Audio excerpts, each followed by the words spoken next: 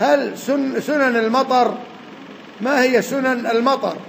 وهل له دعاء؟ لا، الدعاء المأثور عن النبي صلى الله عليه وسلم: اللهم حوالينا ولا عام على الآكام والزروع والضروع. نعم، كما اللهم سقيا رحمة لا سقيا عذاب ولا هدم ولا كذا ولا غرق. وكذلك من السنن الجمع بين صلاتي الظهر والعصر إن كان في مطر، والجمع بين المغرب والعشاء إن كان في مطر. نعم.